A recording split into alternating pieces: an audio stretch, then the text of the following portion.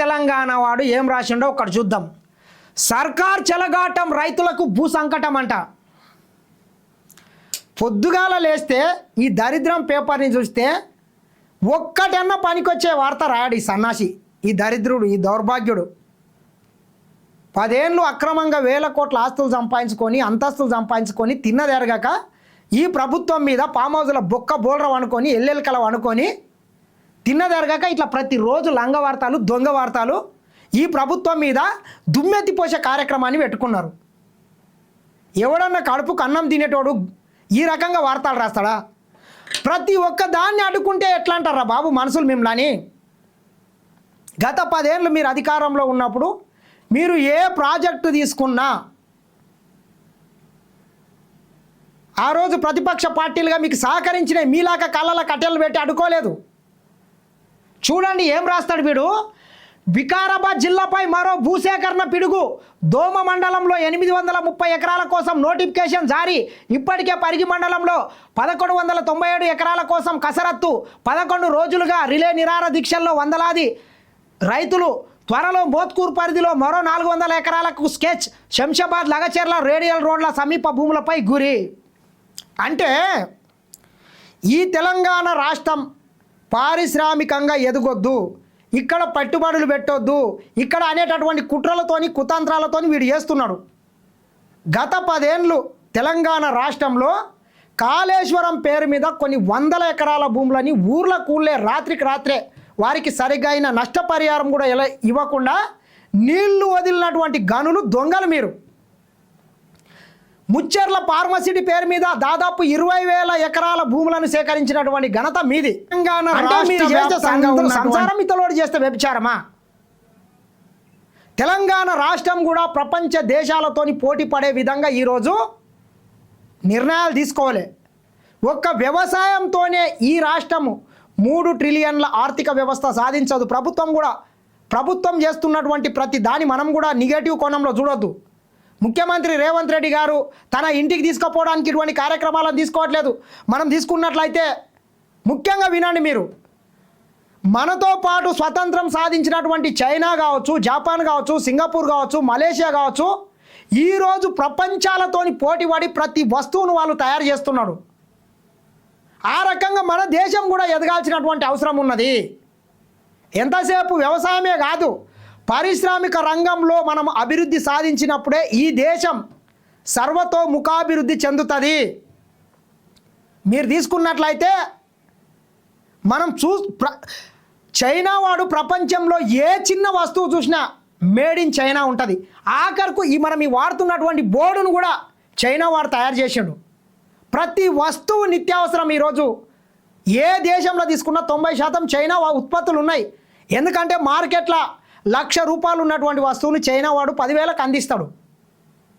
China కావచ్చు, Japan కావచ్చు, నేను ఇందాక చెప్పినట్టు సింగపూర్, మలేషియా, ఈ దేశాలన్నీ ఒక 40-50 ఏండ్లలోనే ఇంత పెద్ద ఎత్తున పారిశ్రామిక అభివృద్ధి జరిగింది. 100,000 కోట్ల ఉద్యోగాలు వచ్చినాయి. ఆర్థికంగా ప్రపంచంలోనే మొదటి స్థానానికి ఈరోజు పాకుతున్నాయంటే అక్కడ పరిశ్రమలు అభివృద్ధి చెందినాయి. నీలాక ఇట్లా చిల్లరగాలు మల్లరగాలు మోపాయి రాజకీయ స్వార్థం కోసం లబ్ధి కోసం కాళ్ళ కట్టెలు పెట్టలేదు. ఎస్, ఈ దక్షిణ తెలంగాణ కూడా హిమాయత్ సాగర్ నుంచి దాదాపు కొడంగల్ ఈ ప్రాంతం వరకు ఒక రేడియల్ రోడ్ వస్తున్నది. ఒక 10 లైన్లతో రేడియల్ రోడ్ వస్తున్నది. ఆ ప్రాంతం మొత్తం ఈ కారిడార్ మొత్తం ఒక ఎకనామిక్ కారిడార్గా, ఒక పారిశ్రామిక కారిడార్గా అభివృద్ధి చేయాల్సినటువంటి లక్ష్యం కూడా ఉన్నది. ఈ రకంగా చేయడం వల్ల కొన్ని వేల మందికి ఉద్యోగాలు వస్తాయి. కొన్ని లక్షల కోట్ల రూపాయల సంపదన ఈ రాష్ట్రంలో సృష్టించబడుతుంది. ప్రపంచ దేశాలకు ఎగుమతులు అయితే మన ఉత్పత్తులు. కాబట్టి కుట్రలు చేయకండి, కుతంత్రాలు చేయకండి. ఇదే రామారావు ఇంటి వేదికగా గతంలో మా లగచెర్ల, పోలేపల్లి, అక్కింపేట ప్రాంతంలో వస్తున్నటువంటి పరిశ్రమలకు అడ్డుకునే ప్రయత్నం చేసి నందినగర్ ఇంట్లో నుంచి కుట్రలు చేసి కుతంత్రాలు చేసి కొంతమంది కిరాయి రౌడీలను మాజీ ఎమ్మెల్యే పట్నం నరేందర్ రెడ్డి తీసుకొని వచ్చి అమాయకమైనటువంటి మా ఆఫీసర్ల మీద, కలెక్టర్ల మీద, అధికారుల మీద దాడులు చేపించి అమాయకమైనటువంటి రైతుల మీద కేసులు కావడానికి కారణం ఈ దొంగలు.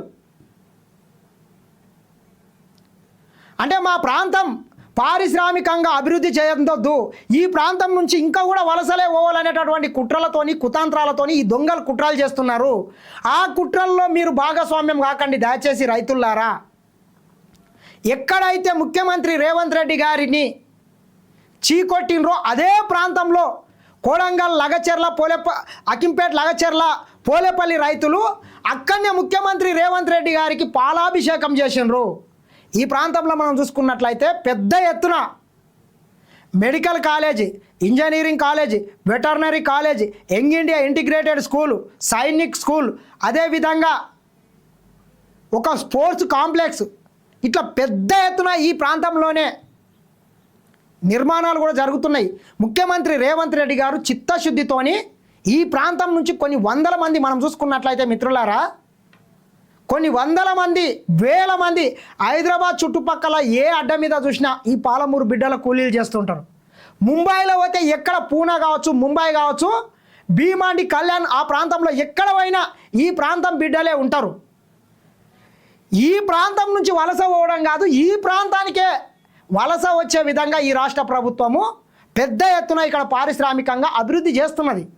కాబట్టి దీనికి సహకరించాల్సినటువంటి బాధ్యత మనందరి మీద కూడా ఉన్నది. ఈ కల్వకుంట్ల గుంటనక్కలు, కాలనాగులు, ఈ దొంగలు వాళ్ళ రాజకీయ స్వార్థం కోసం ఈ రకంగా ఈ ప్రభుత్వం ప్రతి సంక్షేమ కార్యక్రమాన్ని తీసుకొని వచ్చి అన్ని రకాల ఈ రాష్ట్రాన్ని అభివృద్ధి చేసినట్లయితే ఇక మమ్మల్ని ఎవరు దేకడు, మా కోట్లేయడు, ఇక మా భవిష్యత్తు మొత్తం నాశనం అయిపోతుంది అనేటటువంటి కుట్రలతోని కుతంత్రాలతోని ఈరోజు ఈ రకంగా కుట్రలు చేస్తున్నారు. కాబట్టి దయచేసి ఈ దొంగల కుట్రలలో మీరు భాగస్వామ్యం కాకండి. ఏం బిక్తారు? గతంలో కూడా లాచర్ల కేటీఆర్ వచ్చాడు, పరిగి ప్రాంతంలో ఏదో పర్యటన చేస్తాడంట. ఏం చేస్తావు రామారావు? నీవు వచ్చి నీవేం చేస్తావు? పరిగికి వచ్చి ఏం నీ పీకేదేంది, నాటేదేంది?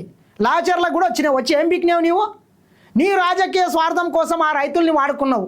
అంతకన్నా నువ్వు పీకింది లేదు, పొడిచింది లేదు, నాటింది లేదు. పీకుడు గాడవు అయితే గాడేదో కాళేశ్వరంలో 100 గ్రామాల్ని ముంచినావు.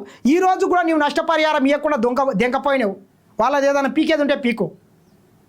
మల్లన్న సాగర్ కావచ్చు, కొండపోచమ్మ సాగర్ కావచ్చు, రంగనాయక సాగర్ కావచ్చు, బసవపూర్ కావచ్చు, కొన్ని వందల వేల ఎకరాలను నిండా ముంచినావు.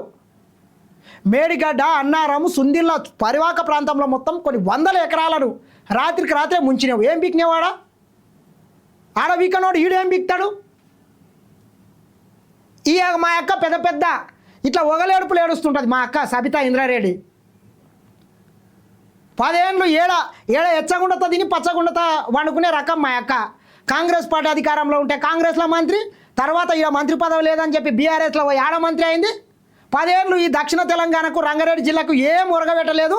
కనీసం వందల మంది ఆ బీజాపూర్ జాతీయ రహదారి మీద చనిపోతుంటే కూడా పట్టించుకున్న పాపన పోలేదు. కానీ ఈరోజు ఇట్లా అమ్మలక్కల్ని పట్టుకొని ఒగలేడుపులు ఏడ్చుకుంటా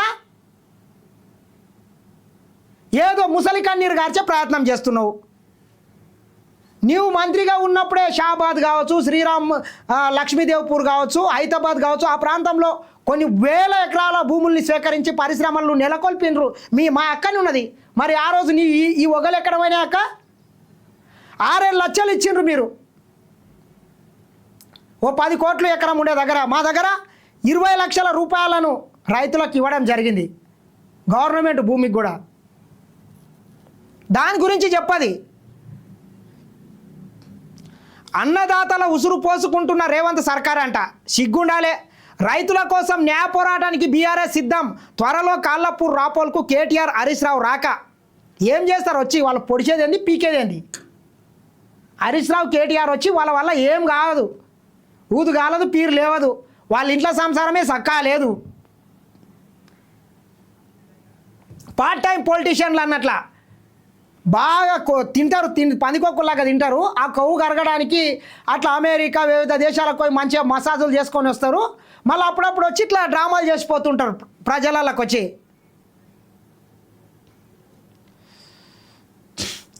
ఇక ఈయన గారు మార్పు